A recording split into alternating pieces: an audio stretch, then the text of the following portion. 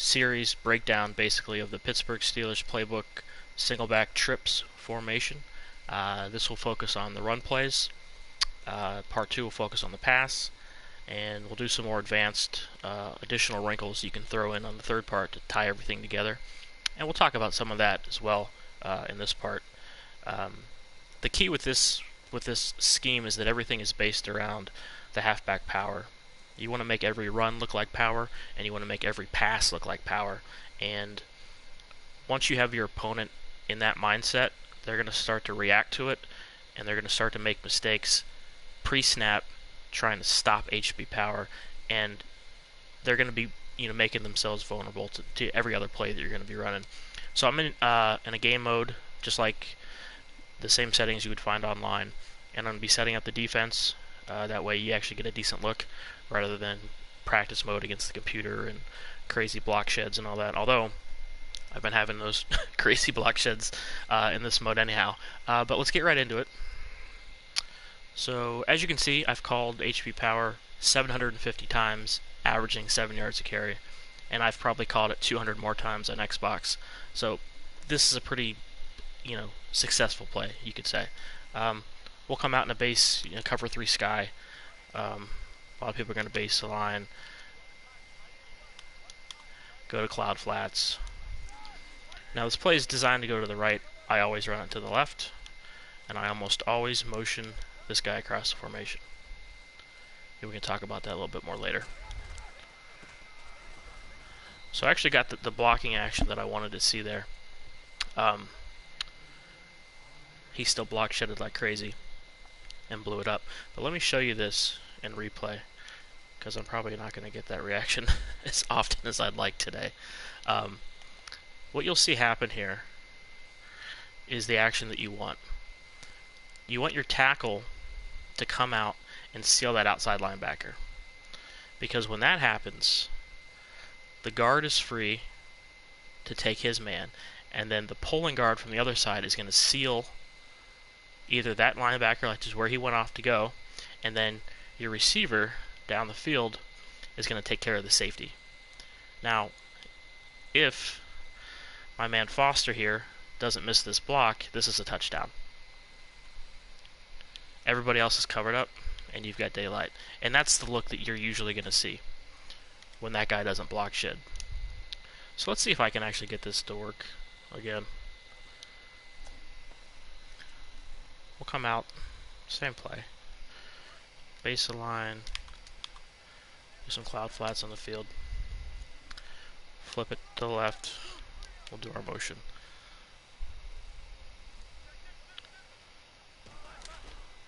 We got the seal, that's good. Bounce it outside. Big play. So it obviously helps to have an agile, fast running back, but that's the look that you're going to see.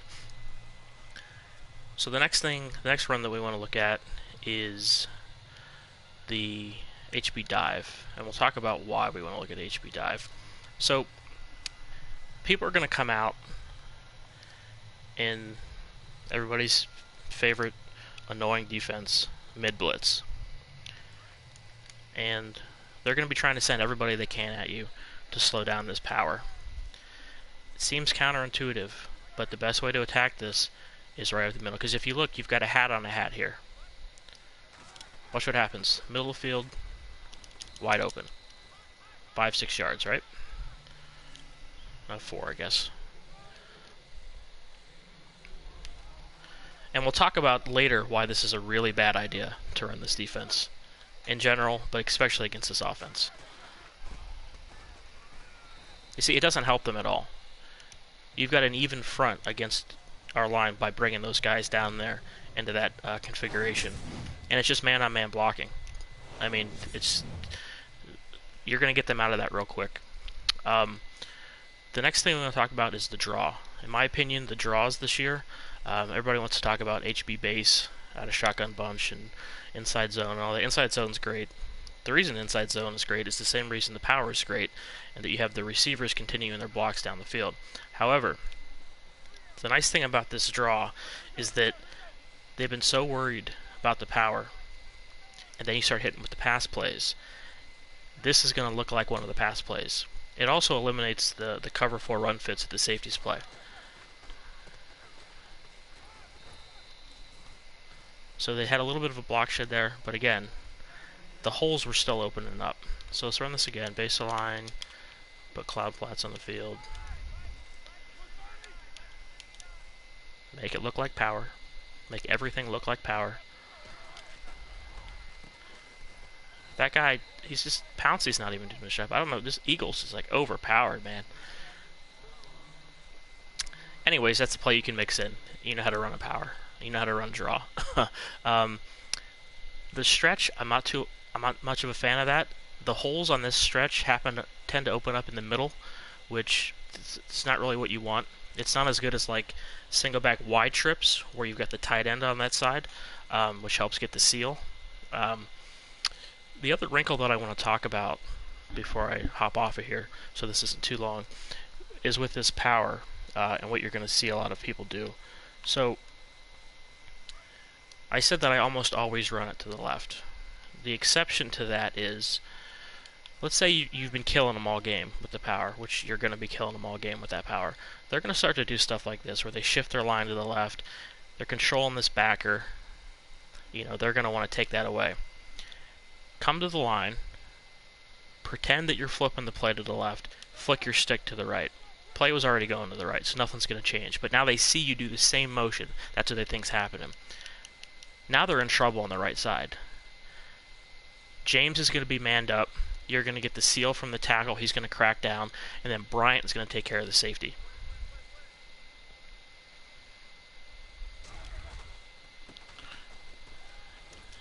You got a nice big hole there. You want to use that on like a 3rd and 2 type of situation, where you don't have that much to get, because sometimes it is hard to get outside because of those block sheds. But we'll go ahead and we'll run that again. We'll see if we can get a little bit better play out of the line.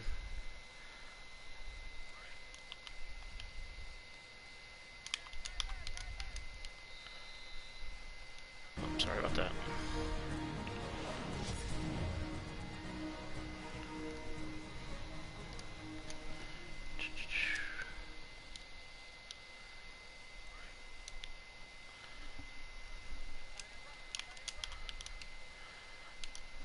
So again, you come to the line, you pretend to flip the play.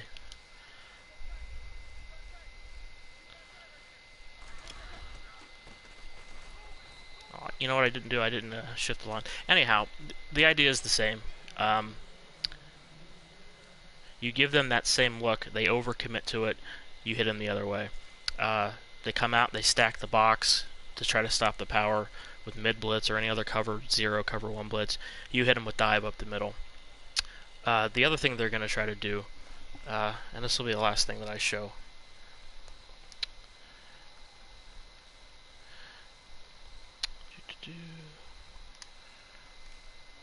Oh, sorry. So, a good user player is going to be controlling these linebackers, right? And what they're going to try to do is they're going to try to shoot that gap on the power. That's pretty much the way that you stop run. You crowd the box, and then you got to go in there and take it away yourself. Computer's not going to do it for you. We can show you, I can show you, sort of how that works against them. So, let's run power, and then let's do popular defense, cover 4 drop. So baseline press, play underneath, maybe cloud flats, doesn't matter. So they're going to want to bring these safeties down a little bit. But what you're going to start to see is they're going to either try to shoot the gap here. They're going to try to seal the edge with this guy. He's usually going to get sealed off when he does that. Or they're going to try to do it with this guy, which is probably the worst thing to do.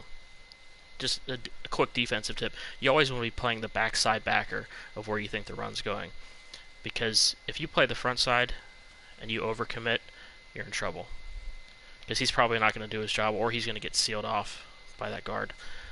So I'm going to let the computer try to run this. But the idea is that when he starts getting greedy and shooting this, that's another time when you can hit him with the dive. So we'll audible to the dive here. We'll run to that side, to the right, and then I'm going to pretend, I'm not going to pretend, I'm going to shoot this gap like it's a power. Now, a U would have hit that hole faster, but even Bell, I mean, he still picked up a big gain. I'm trying to run hurry up, but it's not letting me do it. So we'll come out, we'll do that again.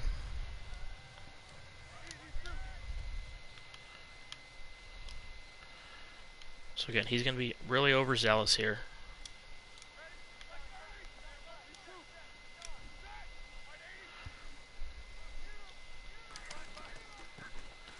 And you just basically you're just taking yourself out of the play on defense when you do that.